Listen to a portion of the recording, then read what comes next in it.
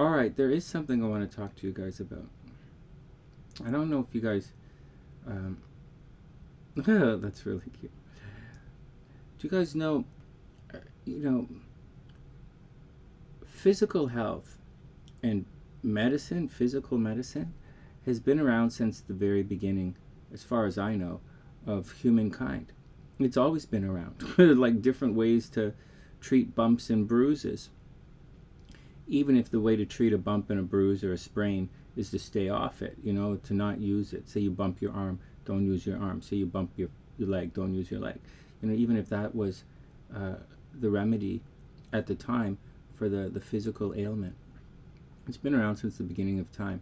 Throughout history, we see different types of medicines and remedies being used. But the whole concept of mental health, or you know, that's very new. Very, very new. That's within like the last 100 years, right? Like that's it. Like less than that, you know. So mental health is really, it's really new. And we don't, and emotional health is even newer. It's even and a lot of it is subjective.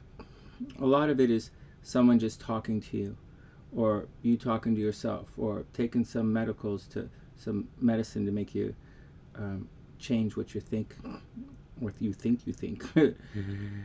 Anyways, none of that's the point. Today I'm going to talk to you guys a little bit about active emotional recovery. And so it's active emotional recovery. So when we have so when you're doing physical stuff, you know, say you're jogging, so you know, and the lactate builds up, you know, or you're riding a bicycle, or you're rowing, or something, you know, you have active recovery. Or if you go into physiotherapy, for anyone who's ever been in physiotherapy, that's active recovery. You know, physiotherapy isn't just sitting there and getting massaged. And massage is active as well. You know, you're getting the blood flowing. It's active. It's passive is to sit there and watch TV. To rest is passive recovery. And so quite often in emotional recovery, or when you guys are going through an emotional situation, there's been a tendency in the last little while, it's been a fad that's emerging to ghost each other, to cut off communication with each other. And in a world where there's more and more people, and you have more and more opportunity, and you know, you're not really as physically you're not in tight physical proximity, is very easy. And you don't you know, you guys are texting each other, you know each other through social media, and you, for the most part, many of you are in relationships that lacks physical contact. And as such, because it lacks physical contact, it's easy to turn it off. Just like a TV. You're kind of dating a video game. I don't think you realize that. You're kind of playing emotional or relationship video games with each other. It's really funny to watch. There was a time when people used to meet each other at school growing up, or they'd meet each other at church, or they'd meet each other at work. And those are common places. Some people meet at the coffee shop, some people meet at the gym, but you have to physically come together. There was a time when you had to physically come together to meet. And to separate, you'd have to physically part. And now, you're not physically, you know, in a world where there's less physical contact and more of a, you know, we use devices to communicate, it's easy to turn someone off, turn that relationship off. And I'm bringing this up not because, you know, I thought about this because there's so many, you know, as I was reading, doing a lot of readings in the last week for you guys, and talking to you guys, I realized there's a lot of ghosting going on, and, you know, explaining that to you. But in addition to that, I want to explain the concept of active emotional recovery. It's so easy when you're going through an emotional situation to turn yourself off. And remember, here on the sunny side, it's not about it's not about really what's going on with you and other people.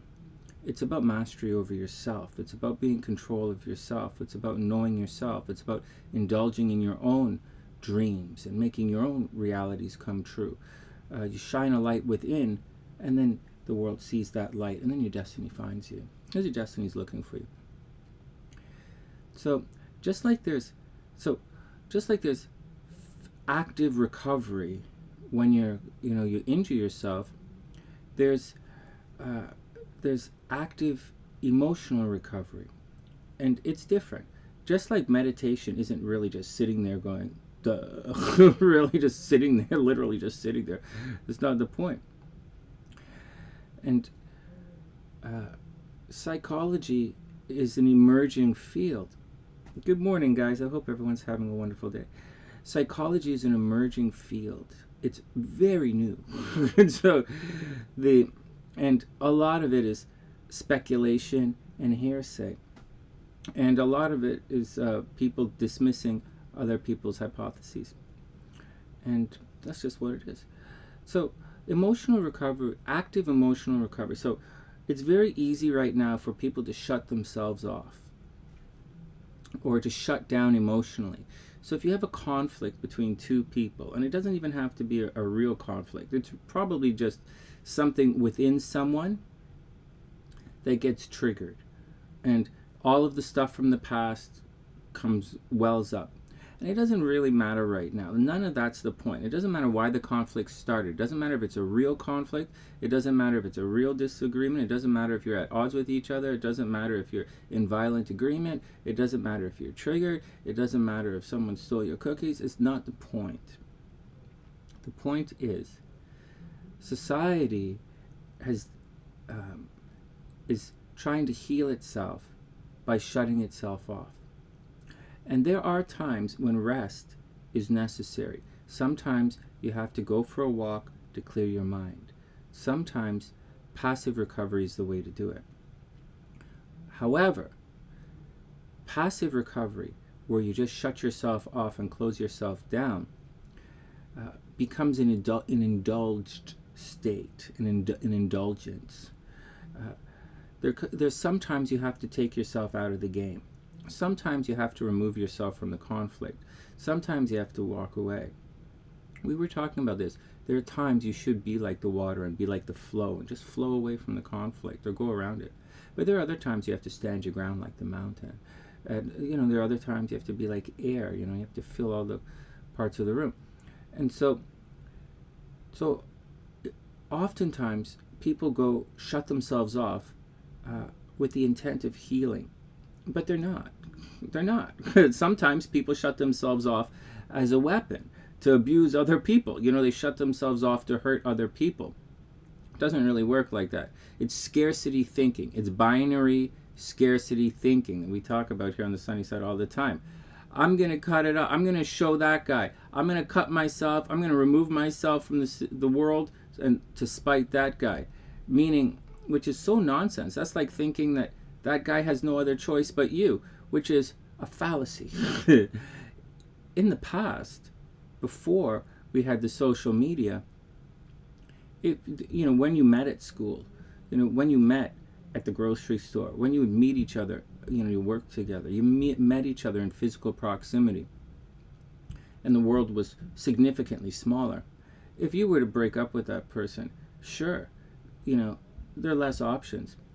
But if you're meeting through social media, there's so many options. You're literally a click away from, you can be replaced by a click of a mouse. And so we don't even use mice anymore. We use touchpads. And so all you're doing is really hurting yourself. There's no physical, there's no physical connection there. Anyways, so first it's abusive and it's nonsense. And it's scarcity thinking, it's binary thinking. So you probably don't really recognize your own value. You probably value yourself in certain areas too highly, and in other areas you probably value yourself way too low. In other words, you don't you don't necessarily appreciate your true strengths, and you don't recognize your true weaknesses. Anyways, none of that's really the point. We're getting to active emotional recovery. So you can shut yourself off, but when you shut yourself off, you close yourself away, you disconnect from something. And at times, disconnecting is the way to go. Sometimes, again, if you're broken, you have to take yourself out of the game. If your leg is broken, you shouldn't be running. I'm just saying. If you're emotionally broken, you have to heal yourself somehow. But when we go into this healing process, it's easy to wallow in the healing process. Just like taking painkillers. You can take some painkillers, you can isolate yourself, take some emotion, take a little emotional painkiller, but then you get addicted to it. And then you start to wallow in it. And then you can't get out. You're trapped. You've trapped yourself. Isolating yourself emotionally has trapped you. And it's very difficult to escape it. It's very difficult to kick a drug habit. And, this behavior is akin to a drug habit. Or it's a habit of sorts in which you're indulging. Once again, there's a time for it, but should not be your default source of healing, and it's used for healing, not for abusing other people. But none of that's the point either. The point is active emotional recovery. Active emotional recovery means to engage in the emotional state. It's to work through the conflict within yourself, to actively work through it, to understand that it's just to understand, to keep doing it. Sometimes when your leg isn't broken, but it's in a lot of pain, sometimes you got to do a little physiotherapy on physiotherapy on it. Get it back working again. Sometimes, if there's a lot of, it's active recovery. So sometimes with your emotional state, you have to take a chance on yourself. To know, okay, maybe I'm not 100% healed yet. Maybe you're not 100% healed yet, but maybe you're also not 100% broken. Or maybe you're broken in a different area of your life, and you're broken in a different relationship. Maybe the relationship that you had with your father is broken. Maybe and they're not around anymore. Maybe the relationship you had with your mother is broken, or maybe your relationship with your friends as a kid was broken, or your relationship with some teachers at school, or your relationship with some bullies down the street. Maybe that's broken. Maybe it's still broken inside of you. And that part of you that's broken is coming out at a different conflict in your life, or it's coming out at someone else. Just like if you break your finger and it never heals. You've never healed your finger, and you do something else, and you're like, oh man, oh my hand, I can't do that, my hand hurts. Or you have a back injury. That happens all the time. Or your knee, you have a knee injury, and you're like, oh, you go to lift something up, you go, oh, my back, oh my knee, ah. And so in your emotionally, you're gonna have to work through it. You're gonna have to, you gotta deal with it. So you gotta deal. But at the same time, you have to take a chance on it and identify it. The thing with emotional pains is we don't always know where those emotional pains, what they're coming from. We might think it's a certain thing, but it's not necessarily true. As a hypnotherapist, we used to do, a lot of hypnotherapists do what's called regression therapy. They hypnotize someone, and we take them back to regression to cause. I'm not a big fan of that, because sometimes we get the wrong cause, and I've seen it several times. Sometimes we get the wrong cause, and they use it to blame other people as they move forward, which is a big no-no. And I remember, I'm not going to tell you, go into too much details about some of the stories, maybe another time. But I've seen them blame people. You regress the cause, and then you wake them up and they start blaming people. It's a no-no. I don't believe in blame. And so, but I do believe in working through it. So I think it's important that you I think it's important that you try a little active emotional recovery. So that means to do it, to engage in the situation. It's going to make you a little stronger. All I'm saying is be careful for cocooning yourself away, emotionally shunting, emotionally locking yourself off, and to, from being afraid. See, what happens is when you shut yourself down, if you continue to block, you're going to eventually shut yourself down emotionally. And here on the sunny side, we get to the core, which is your chi, your life force energy. You're shutting down, you don't realize you're shutting down your life force energy, your chi, your radiance, your jazz, your action. You're shutting yourself down. And after a while, you don't even realize, like I said, you will blame everyone else in the world, but you're actually not taking a chance on yourself. In my meditations, one of the strengths of my meditations, I'm not telling you to take in my romantic magic meditations, which are obviously available on YouTube. It's not really about taking a chance on love or taking a chance on the other person. It's allowing yourself permission to take a chance on yourself. And that's active emotional recovery. And that's the action. And so that's what you have to do. You have to take a chance on yourself. Just like if you break your leg, there comes a point, sometimes you got to put it in a cast, sometimes you got to sit on your butt for a while and not use it. Sometimes. So if it's broken, if you're broken emotionally, sometimes you need some time by yourself to heal.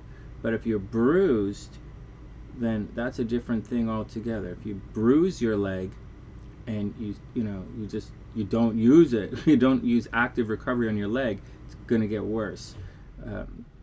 So if you're bruised emotionally, then you should test yourself. There comes a time when that part that's broken, you have to test your leg to make sure, see if it's strong again. Then you got to work on it, get it stronger.